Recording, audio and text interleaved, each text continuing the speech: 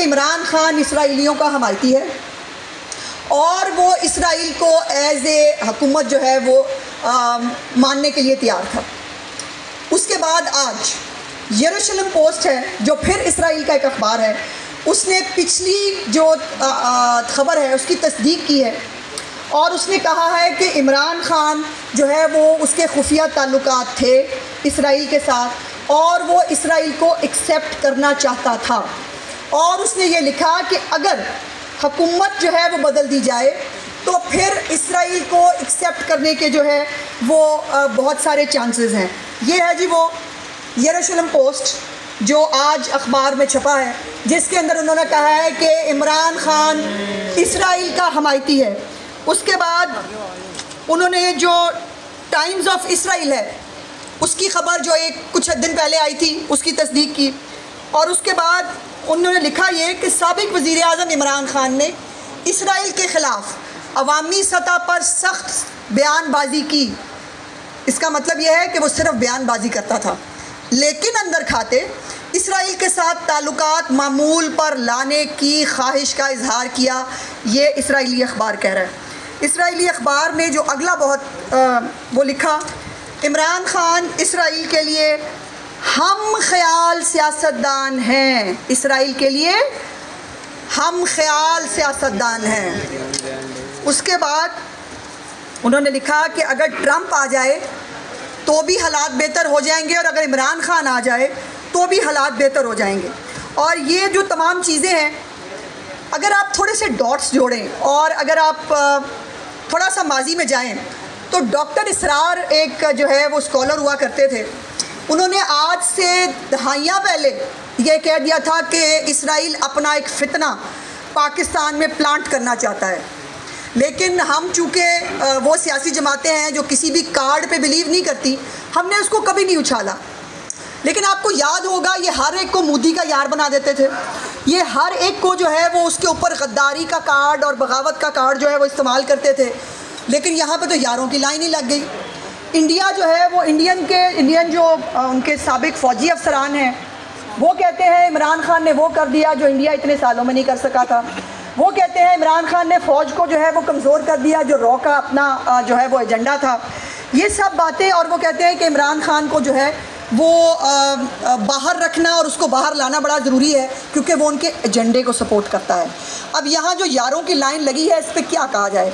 Israel जो है वो, और जुल्फ़ी बुखारी आपको पता ना पिंकी पीदी साहबा का भी मुरीद है, आपको याद होगा, और इमरान खान का भी जो है वो पुराना साथी है। आपकी इत्तला के लिए ये ख़बर आई, BBC ने रिपोर्ट की कि 2020 में जुल्फ़ी बुखारी ने बरतानिया के पासपोर्ट के ऊपर जो है वो सफ़र किया था इसराइल का। क्या करने गया था इसराइल में? वो ठीक है, इमरान खान की ससुराल है इसराइल में, इमरान खान की औलाद जो है वो है इसराइलियों के पास, लेकिन वो ससुरालियत जो है वो उसके पीछे एजेंडा क्या था?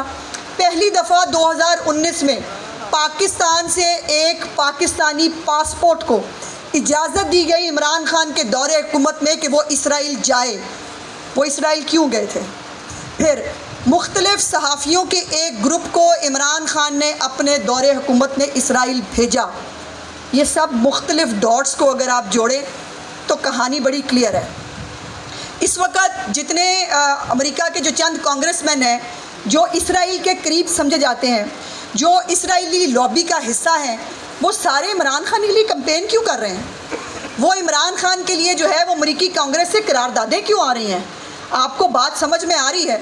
आपको ये बात समझ में आ रही है कि ये सारे इसराइली जहन जो है ये इकट्ठे होकर इमरान खान की सपोर्ट कर रहे हैं। और हाँ, वो जो बड़ा ओवरसीज़ का ये मामे चाचे बनते हैं और बड़ा मुसलमानों का इनको ख्याल है, सादिक खान एक मुस्लिम पाकिस्तानी जिसने लंदन के मेयर का इलेक्शन लड़ा, किसके ख़िलाफ़? इमरान खान के साबिक़ साले के ख़िलाफ़, जमाइमा गोल्ड स्मिथ के भाई के ख़िलाफ़। और इमरान खान ने खुला के उस मुस्लिम पाकिस्तानी की मुखालफत की। एक यहूदी इसराइली जमाइमा गोल्ड स्मिथ के भाई जैक गोल्ड स्मिथ की कैंपेन की। उसके बाद भी ये बेशर्म अपने मुंह से जो है वो ये ऊपर से जो हवाई फायरिंग करते हैं, जिसको ख़ुद यरूशलेम की पोस्ट ने कहा है कि अंदर खाते हमारे साथ था और ऊपर जो है वो सियासी बयानबाजी जो है ये करता था। इन तमाम बातों का आई होप कि ये जो चीज़ें आ रही हैं, मौलाना फजल रहमान साहब तो बहुत अरसे से हमें बता रहे थे कि इसराइली एजेंट है, हमें जो है वो जमात इस्लामी बता रही थी इसराइली एजेंट है, जो बाकी मजहबी जमातें हैं वो बताती थी इसराइली एजेंट है। हम कहते थे कि नहीं यार, किसी को इसराइली एजेंट नहीं कहना चाहिए। लेकिन एक बात तो तय है, ये इनके पास इतने पैसे कहाँ से आते हैं, कभी आपने ये सोचने की कोशिश की है? ये जो अरबों रुपए की फंडिंग होती है ये कहाँ से होती है? इसको फॉरेन फंडेड फितना क्यों कहा जाता है? ये वो तमाम चीज़ें हैं जो इसको सपोर्ट करके ये इसराइली लॉबी पाकिस्तान में प्लांट करना चाहती है। और उन्होंने अपने इस खबर के अंदर ये भी लिखा कि पाकिस्तान की फ़ौजी इस्टेब्लिशमेंट जो है वो दीवार बनी इसके इस एजेंडा के अंदर, इसीलिए ये उनके ख़िलाफ़ हो गया। और ये जो है इसने ये अपनी, जैसे वो कल परसों वो आपने देखा अफ़गान, मैं ख़ुद मिलूँगा जी, गंडापुर कह रहा है मैं ख़ुद मिलूँगा अफ़गान कौंसल जनरल को। ओ भाई, तुझे तो तेरे घर वाले मिलने को तैयार नहीं, तूने अफ़गान कौंसल जनरल से मिल के क्या कर लेना? और फिर उन्होंने क्या किया?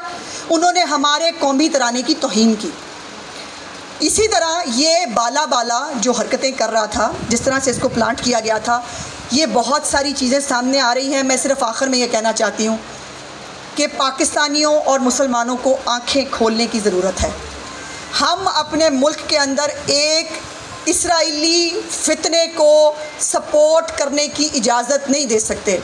इसराइल जो है उसने पहले गज़ा के साथ वो क्या कर रहा है, कल रात से उसने लेबनान के ऊपर भी हमला कर दिया है और उसकी जो शय बढ़ी हुई है, इसके ऊपर यकीनन उसके बहुत सारे सपोर्टर होंगे दुनिया में, जिनमें अब मुझे अफसोस से कहना पड़ रहा है, मैं कभी इन कार्ड्स के हक़ में नहीं गई, कि इमरान खान एक इसराइली स्पॉन्सर्ड फितना और कार्ड है जो पाकिस्तान के अंदर जो है प्लांट किया गया है।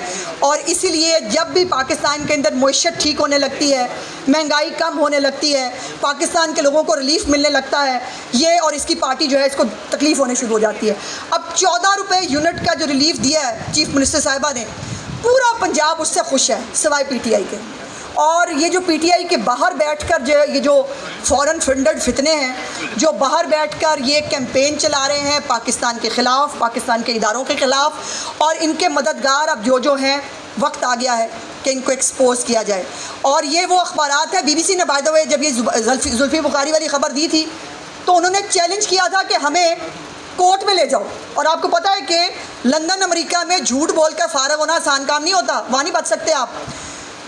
ये कोर्ट में नहीं लेके गए, मीनिंग देयर बाय कि जुल्फ़ी बुखारी वाली ख़बर दुरुस्त थी। अब ये पिछले महीने में 2 ख़बरें ये जो है वो आ चुकी हैं, उससे पहले भी एक कॉलम आया था। अब इन तीनों जो चीज़ें आ गई हैं, इसके ऊपर कोई अगर इनको कोर्ट में नहीं ले जा रहा, उसका मतलब ये है कि दाल में काला नहीं है, पूरी दाल काली है।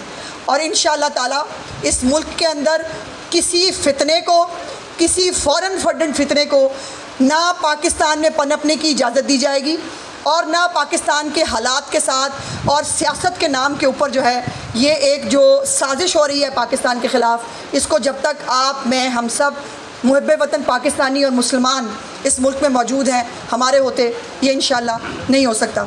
आपका बहुत बहुत शुक्रिया। जी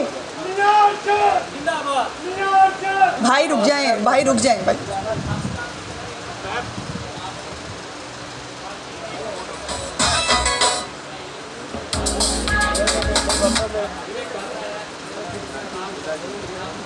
भाई आप पूरी खबर पढ़ लिया करें, आप अच्छे खासे सीनियर, आप सीनियर सहाफ़ी हैं, आपको मैंने सुन लीजिए, पहले के तो जवाब ले लें।